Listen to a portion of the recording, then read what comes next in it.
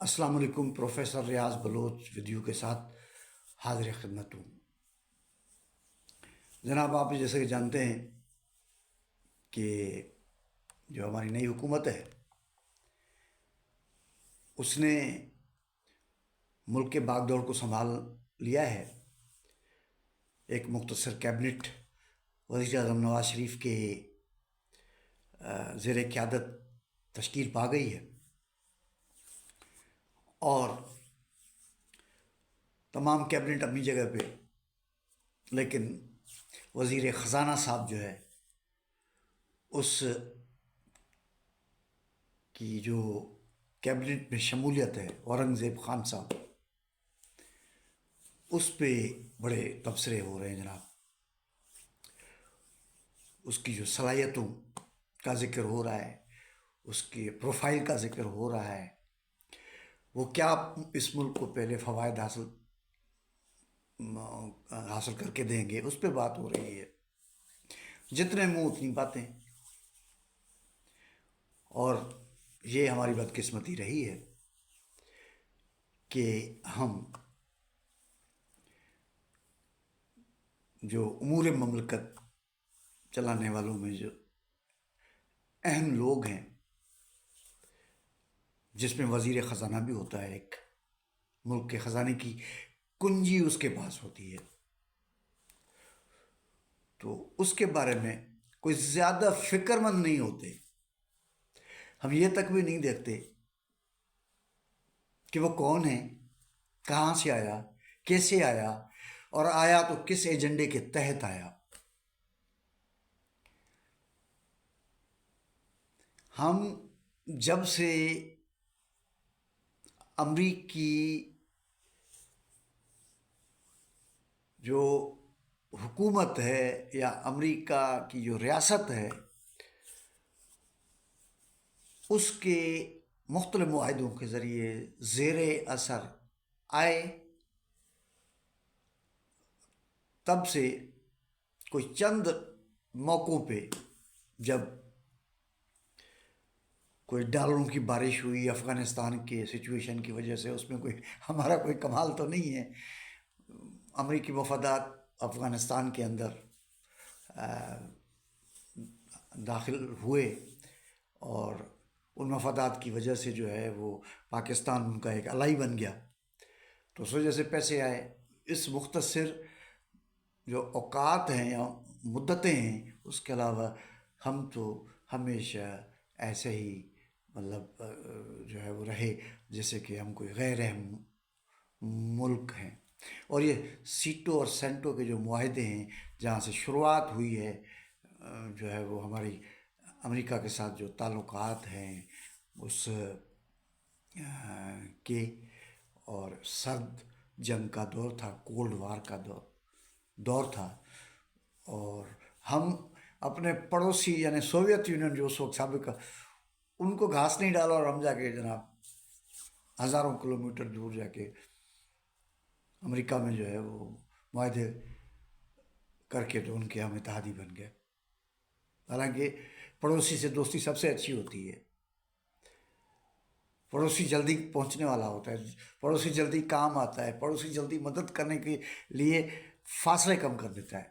لیکن ہمیں یہ اس کی کوئی ضرورت ہی نہیں تھی، ہم نے تو جناب ادھر امریکہ کے ساتھ دوستی جوڑ دی، اور پھر وہاں سے جو غلامی کا آغاز ہوا، آج تک ہم جو کسی نہ کسی طریقے سے بھگت رہے ہیں۔ میں معاشی جو صورتحال ہے اس پہ تو بات زیادہ نہیں کروں گا، اور یہ بہت لوگ سن چکے ہیں کہ جی کتنے ٹریلین ڈالر جو ہے وہ ہزار یا ڈالر جو ہے نا پاکستان پہ قرضے ہیں، ڈومیسٹک جو ہے وہ جو مقامی بینکیں ہیں ان کی کتنی ہیں، تو عالمی اداروں کو کتنی ہے، اور کیا یہ معیشت کے بارے میں لوگ جو روزانہ شام کو ٹیلی ویژن چینلز پہ بیٹھ کے سن رہے ہوتے ہیں۔ میں اس کے تھوڑے سے سیاسی پہلو کو ایک طریقے سے آپ کے سامنے ڈسکس کرنا چاہتا ہوں۔ جناب، دور نہیں جاتے، ضیاء الحق کے زمانے سے شروع کرتے ہیں، جہاں سے ذرا امریکہ اور ہمارا یارانہ کوئی زیادہ ہی پکا ہوا، تو محبوب الحق صاحب پاکستان کے شہری نہیں تھے. جناب جو ہے نا ان کو شہریت دلوائی گئی. مرحوم اچھے آدمی تھے لیکن تشریف لائے تھے. پھر جناب معین قریشی پرائم منسٹر بنے کیئر ٹیکر. پاکستان کے شہری نہیں تھے اور پاکستان کے حکام اس کے شناختی کارڈ نیا پاکستان کے شہری کے طور پہ بنانے میں بڑے بھاگ دوڑ کر رہے تھے. الٹیمیٹلی ان کو شناختی کارڈ پاکستان کا دے کر اور ملک کا وزیر اعظم بنا دیا گیا. جناب حفیظ شیخ صاحب کی شہریت گو کہ وہ سندھ کے ایک ضلع میں رہنے والے تھے لیکن وہ کوئی اور شہریت بھی رکھتے تھے. اور پھر جو ہے وہ باری آتی ہے جناب اورنگزیب صاحب کی. بیچ میں اور بھی کئی ہوں گے لیکن اورنگزیب صاحب جو اس وقت وزیر خزانہ جو ہے وہ مقرر ہوئے ہیں. اب اس کو ظاہر سی بات ہے لیجیٹیمیٹ بنانے کے لیے یا اس کی لیجیٹیمیسی کو ٹھیک کرنے کے لیے اس کو فل فلیش منسٹر فیڈرل جو ہے نا کیبنٹ میں کرنے کے لیے پھر سینٹ کا ممبر بھی بنانا پڑے گا. تو اب یہ ساری سیناریو. اب 3 کروڑ روپے تنخواہ نیشنل بینک سے لیتے, سوری حبیب بینک سے لیتے ہیں, اور کوئی ڈچ نیشنلٹی ہے ان کی.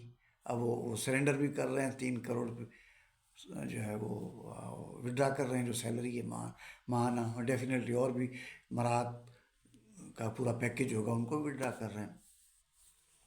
اب یہ پوری فہرست ہے اور اس فہرست میں وزیر خزانہ عام طور پہ باہر کے لوگ ہی رہے.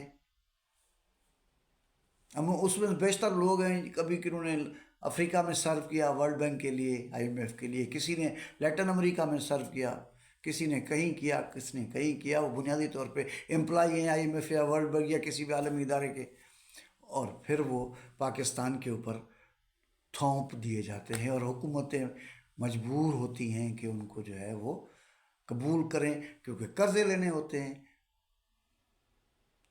تو قرضے لینے والا تو نخرہ نہیں کر سکتا, نہ اس کے کوئی آپشنس ہوتے ہیں, نہ ان کے چوائسیز ہوتے ہیں. وہ تو قرض لینے کے لیے جو اگلے کہیں گے.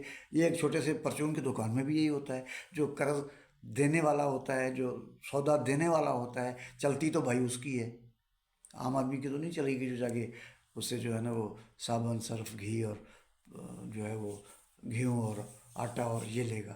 ظاہر ہے جو ادھار لے گا تو اس کی چلے گی, جو دکاندار ہوگا. تو بس یہ سیم اصول ہے جو ہے وہ. بھلے پھر وہ کپڑے جو ہے نا جھاڑ کے جو ہے نا وہ اپنا جو پرچون سے دکان سے سودا لے, بولے گا جی میں تو بس میں ہوں, میں اپنی مرضی والا ہوں. کوئی مرضی والا نہیں ہوتا ہے. اور جو عالمی سطح پہ بھی یہی ہے کہ جو قرض لینے والا ہوتا ہے وہ میں نہیں ہوتا ہے, میں وہی ہوتا ہے جو دینے والا ہوتا ہے. تو یہ ایک سچویشن ہے, اس سے بہت افسوسناک ہے, بہت دردناک ہے, لیکن بہرحال یہ ہے. اور اس کو مطلب جو ہے وہ سمجھنے کی ضرورت ہے, اس کو دیکھنے کی ضرورت ہے. اور ہم یہ سمجھتے ہیں کہ جو قرض دار ہوتا ہے اس کی کوئی چوائس نہیں ہوتی ہے. وہ کہیں گے جی بجلی کی گیس قیمتیں بڑھا دو, بڑھا دیں گے. وہ کہیں گے گیس کی قیمتیں بڑھا دو, بڑھا دیں گے. وہ کہیں گے جی پیٹرول اور گیس اور یہ مطلب جو بھی چیزیں روزمرہ کی زندگی کے ہیں بڑھا دیں گے بھائی. اب 17% جو ہے GST تھا, جو تقریباً عام شہری پاکستان کا, چاہے مزدور ہے, کسان ہے, طالب علم ہے, جو بھی مصنوعات یوز کرتا ہے کسی بھی طرح کی, اب وہ کہہ رہے ہیں 18% کر دیں. تو مطلب جس طبقے کے لیے کہا جا رہا ہے, جس طبقے کے لیے کہا جا رہا ہے کہ جناب یہ نہیں دیتے ہیں, ٹیکس نہیں دیتے ہیں, ٹیکس نیٹ میں نہیں ہے. بھائی وہ ٹیکس نیٹ میں ہو یا نہیں ہو, اس سے جب وہ نمک خریدنے جاتا ہے تو ٹیکس دے کے وہ تھیلا لے کے آتا ہے, دالیں لینے جاتا ہے تو وہ ٹیکس لے کے آتا ہے. بھائی اس کا ٹیکس نیٹ میں ہونا یا نہ ہونا میں نے رکھتا ہے کہ اس سے ٹیکس تو آپ لے رہے ہو. اسی طریقے سے 24,000 جو امپلائی ہیں جو مطلب ٹیکس نیٹ میں ہیں, 24 لاکھ نیٹ اس میں ہیں. اب چونکہ وہ تو اب سیلری پرسن ہیں بیچارے, قابو میں ہیں ان کے, تو بس وہ تھوڑی سی اگر کوئی بجٹ آگے پیچھے ہوتی ہے تو بس ان پہ کوئی نہ کوئی چیز لاد دیتے ہیں، اور بھائی سلیب کو ری ایڈجسٹ کرو اور ٹیکس دو آپ. انہوں نے ٹیکس دینا ہے، نمک مرچ خریدنے والے نے ٹیکس دینا ہے، سیلریڈ کلاس نے ٹیکس دینا ہے، ان امیروں نے نہیں دینا ہے. وہ ٹیکس دیں گے ہی نہیں. کیوں دیں وہ ٹیکس؟ تو کیا اس طرح جو ہے نا مطلب معاشی پالیسیاں بنتی ہیں؟ کیا اس طرح مالی پالیسیاں بنتی ہیں؟ اس طرح ملک کو آگے لے کر جایا جا سکتا ہے؟ یہ مطلب وہ ہے طریقہ کار. تو اب جو وزیر خزانہ صاحب آئے ہیں، اب یہ بنیادی طور پہ جو ہے وہ آئی ایم ایف کے جو فیصلے ہیں، جو معاہدات ہیں، ان پہ عمل درآمد کروائیں گے. یہ وہ سب کریں گے جو ایگریمنٹ میں ہوا ہے یا اگلے ایگریمنٹ ہوں گے. اس میں یہ سب کہنے کی باتیں ہوں گی کہ جناب جو ہے نا وہ مطلب جو ہے وہ اس نے مذاکرات کر کے تو یہ ریلیف لے لیا، اس نے مذاکرات کر کے تو وہ ریلیف لے لیا. کچھ نہیں ہوگا. حالات بڑے مشکل ہیں، وقت بڑا مشکل آنے والا ہے. خاص طور پہ جو نچلا طبقہ ہے، محنت کش طبقہ ہے، جو ملازمین ہیں، وہ سب سے زیادہ اس معاشی جو بدحالی ہے ملک کی اس کا شکار ہوں گے. اور ہم یہ سمجھتے ہیں کہ یہ تب چیزیں بہتر ہوں گی جب ریچرس جو ہیں، امیر طبقہ جو ہے، وہ کچھ سوچیں. انہوں نے 70-72 سال میں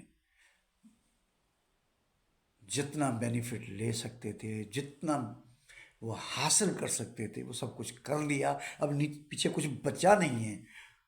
تو رحم کریں لوگوں پہ، اور حکومتیں بھی یہ ثبوت دیں کہ وہ امیروں کے نمائندے نہیں ہیں، وہ غریبوں کے نمائندے ہیں. اور اگر اس طرح نہیں کریں گے تو یقیناً پھر جو سیاسی ابھار آتا ہے، جو شعوری ابھار آتا ہے، پھر اس کو روک کوئی نہیں سکتا ہے. تو یہ موقع ہے کہ جو ہے وہ اپنی چیزوں کو ٹھیک کرنے کا. تو میں امید کرتا ہوں کہ جو ہے وہ کچھ بہتری ہوگا اور ہونا چاہیے. یہ ضرورت ہے آج کی. تو آج کی گفتگو میں اتنا. اگلے کسی ویلاگ میں کسی نئے ٹاپک کے ساتھ حاضر خدمت ہوں گے. اجازت دیجیے، اپنا خیال رکھیے گا. شکریہ. Thank you.